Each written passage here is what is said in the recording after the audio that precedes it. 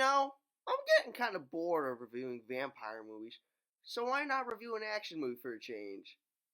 1971's Shaft, which I mentioned in my Blackula video. While heading to work, private detective John Shaft, played by Richard Roundtree, finds a gangster hanging out by a shop and holds him at gunpoint, asking him some questions. When they arrive at his office, John Shaft beats the crap out of him and another gangster.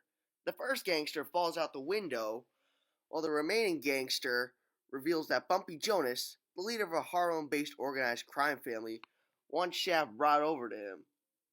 When Shaft meets Bumpy, played by Moses Gunn, the latter reveals that his daughter's been kidnapped. Shaft initially dismisses it at first, thinking that she was on drugs, but Bumpy knows that his daughter wouldn't do anything like that and continues to plead Shaft for help, which he agrees, even recommending him to another guy named Ben Buford, played by Christopher St. John. After not finding anything the whole day, Shaft finally finds Ben's apartment and knocks on his door. Ben initially does not want Shaft's presence, but then suddenly an unknown assailant kills all of Ben's men. After narrowly escaping death, Shaft gets a call from his boss, Police Lieutenant Vic Andrazi, played by Charles Cioffi, that he was the victim all along, and not Ben, and that other incidents with Bumpy and the Mafia had culminated in other murders. Hearing this, the next time Shaft, as well as Ben, meet up with Bumpy, they accuse him of setting up the shootout. However, when Shaft agrees with Ben to pay him $10,000 for all the men that he lost, he and Shaft decide to team up together to rescue Bumpy's daughter. The next night, Shaft realizes that monsters are watching his apartment from a nearby bar that he lives by. So he pretends to be a bartender and calls his boss to have him arrested. Meanwhile, while having infinite Riz points at the same time. Seriously, he has more Riz than most of my classmates. The next day, at Cafe Reggio, Shaft is picked up by an Italian mob store, and he guides him to the apartment where Marcy is kept. Ben's men are not far behind, and when he gets to the hotel, Shaft holds the escort at gunpoint, but he gets shot himself, which requires immediate medical attention when he gets back home. That night, after Shaft finishes recuperating, he, Ben, and Ben's men go to the hotel where Marcy is kept and poses some hotel workers in order to sneak up. Then, you know what? I'm just going to let the next 30 seconds show you how the movie ends.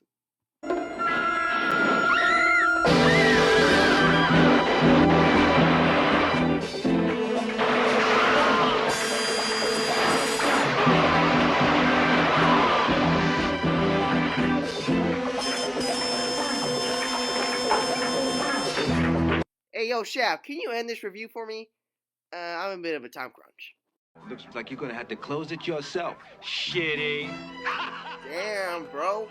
He just roasted me. To sum it all up, the action scenes are great. Richard Roundtree is the most badass hero I've ever seen. Like, Jesus, man. They don't make action heroes like this anymore. Overall, I'd rate this movie a 10 out of 10. Go check it out. It's pretty fun. And also, thanks, Dad, for showing me this movie. If you like my review for the last movie, don't worry, I got you covered. Today we're going to be reviewing the sequel, 1972's Shaft's Big Score. A year after the first film, John Shaft, once again played by Richard Roundtree, gets a distress call from his old friend Cal Asby, played by Robert Cahill, that he's in trouble at his insurance company. He dashes over there, but unfortunately it's too late, as Cal had died in the explosion. Later, after Cal's funeral, Captain Bolin, played by Julius Harris, calls Shaft into the office and reveals to Shaft that Asby and Kelly were running a lottery with the insurance company that they made and the funeral parlor that held Cal's funeral as profitable fronts. Unfortunately, now that Cal is dead, Bolin fears that the mob will move in to take over their businesses and asks Shaft to help, which he agrees. He goes to an apartment in Harlem and encounters one of Kelly's number runners, asking him where his location is.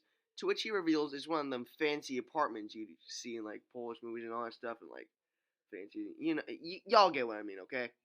Meanwhile, at the apartment, Kelly mistreats his mistress, Rita, played by Catherine Emery, in one of the worst ways. Trust me, it's seriously f***ed up. Shortly after Kelly leaves, Shaft arrives, and Rita promptly seduces him, which leads them to have you-know-what. Well, I know why I said that, because I'm not trying to lose my goal of getting demonetized, people.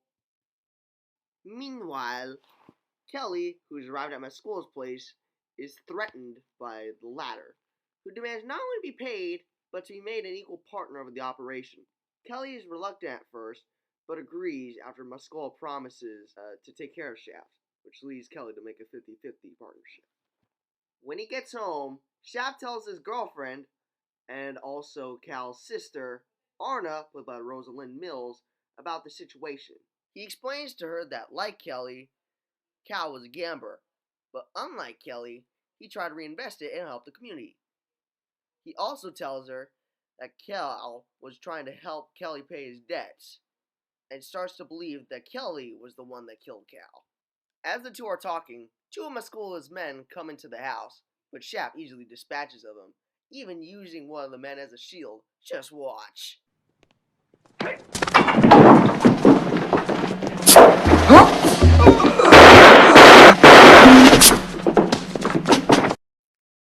Then, Kelly goes to Bumpy Jones' office, Bumpy's once again played by Moses Gunn, and offers him a partnership in the Queen's Numbers game if he helps him team up with Mescola. He agrees, but demands a 60-40 split. Later that night, Shaft goes to a nightclub, and we get a Gordon Parks cameo. What I mean is, you see that guy holding the stick there? That's Gordon Parks, who directed the first movie, this movie, and also composed the music for this one as well. Sheesh, man. This guy cooked with this movie. Anyway, at the nightclub, two of Mescola's men beat the crap out of Shaft, even disposing of his body in an alleyway. When he recovers, he goes to Bumpy's office, where there happens to be another guy who shoots him. Sheesh. Shaft apparently cannot get enough in this movie, eh? That night, as Shaft returns home, Rita returns to him, and the two set off that morning to Cal's grave, in the cemetery where he was buried. At the crack of dawn, Kelly and Mescala's men go to Cal's coffin and discover $250,000 in there. Unfortunately for Kelly, he is killed, and Shaft and Rita arrive, and shortly after, one of the greatest car chases ever shot on film happens. Say what you will about Mission Impossible or the Terminator or whatever. Nah, man. Shaft's big score is where it's at, man. Seriously, just look at this. Shortly after stopping the car, Shaft kidnaps Pascola and takes him on a little boat ride, while Pascola's men follow him in a helicopter. After the boat, quite literally, crashes on the docks, the helicopter shoots the boat, inadvertently killing Pascola. From there, it's a cat and mouse chase between Shaft and Pascola's men, with the former killing everybody. As Shaft immediately destroys the helicopter, police led by Captain Bowen demand to know where Shaft put the money. He refuses, but implies that he will make a child care, as Cal had always intended. Overall, to sum it all up, characters are great, the action scenes are awesome, and Richard Roundtree, for always, is amazing. Overall, I rate this movie a 12 out of 10. I absolutely recommend you check this movie out.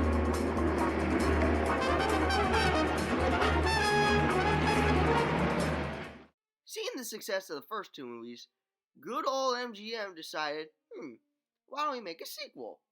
So, Shaft in Africa was created, unfortunately becoming a box office flop, grossing only 2/3 its budget.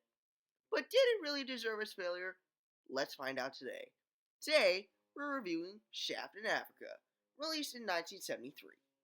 Yet another year has passed in the Shaft world when we see a guy get kidnapped and eventually shot by some men.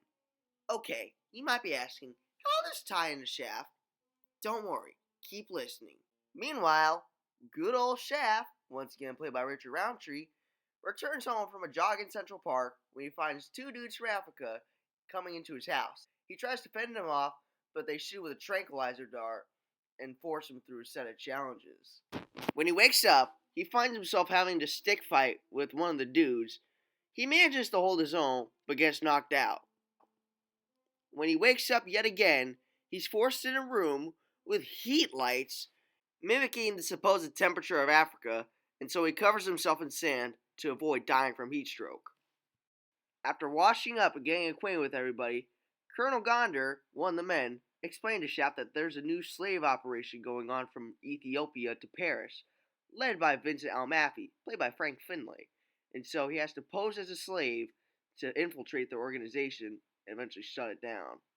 And of course, there always has to be a love interest to be played in these movies, this time by Vanessa McGee, who you may remember from my videos as Tina Williams from Blackula. Aleem, yes, that's her real name, teaches Shaft about the language while also explaining to him about, let's just say, a thing in certain cultures that women have to suffer through. Thankfully, she decides not to go through with it. The next morning, Shaft flies to Addis Ababa, the capital of Ethiopia, but unfortunately, the villains in the movie already know he's on their way and try to assassinate him. Fortunately, he managed to fend them off. When he arrives at a Hilton later, General Gondar gives him some things that he will need on his trip. Later, after Shaft travels to the countryside, he finds a stray dog, which he names Spot, and calls him over, and then suddenly, Aleem. We don't know how she managed to travel from New York to Ethiopia, nor will we ever. She tells Shaft that she wants to, you know what, I'm not even going to say anything, because if I do, I might get demonetized. Like I'm not monetized anyway, but I don't want to lose that chance of getting monetized. Later, Shaft meets his, quote, Zabana, which I think means bodyguard. When they enter a town square, a random guy just kills Spot. Like, oh my god, bro. This causes Shaft to go into a rage and beat him to a pulp. I'd be angry too if my dog got killed like that. As Shaft and his Zabana are burying Spot, one of Maffey's men shoot his Zabana dead, forcing Shaft to run up to him and eventually strangle him and ask him questions. When he tries to stab him, Shaft snaps his neck in half. Sheesh. And hold up, they got camels in this movie? I'm so envious now. How come we can't get a camel here in the United States of America? I'm so envious. Meanwhile, Amafi and his sexual slave, Jazar, played by Nita Armeric, are driving through the African desert when Jazar sees some African men and starts going crazy. Seriously. Amafi's car pulls up by Wassa, who gets his throat stomped on. Sheesh. This is reminding me of a certain incident that happens 47 years later. Like, oh my god. Amafi threatens Wassa that if anything happens to Jazar, who he's lending out, or if Shaft is still living by the next day, he will be killed wherever he happens to be. Meanwhile, on the dock where the slave ship to Paris is going, Shaft grabs a hold of one of Amafi's men, or what he suspects to be Amafi's men, and then strangles him and questions where he is. He even breaks his arm to tell him to talk.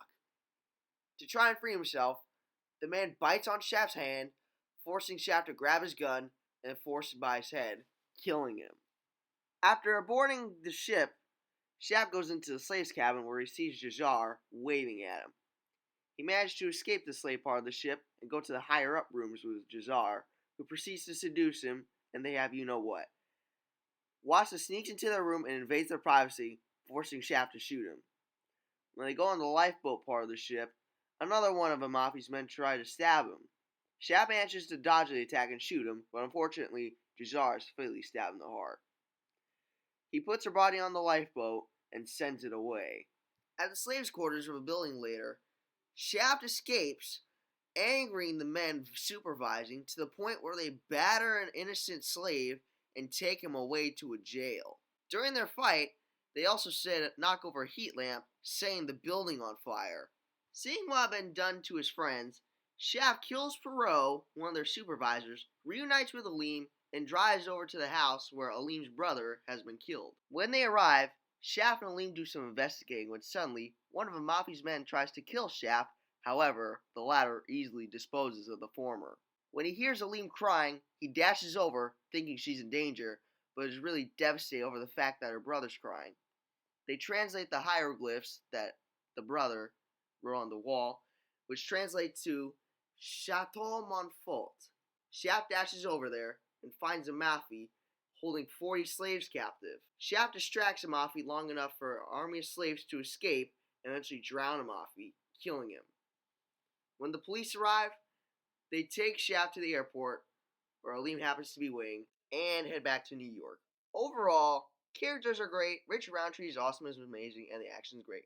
Overall, I'd rate this movie a 9 out of 10. Go check it out if you can. It's amazing.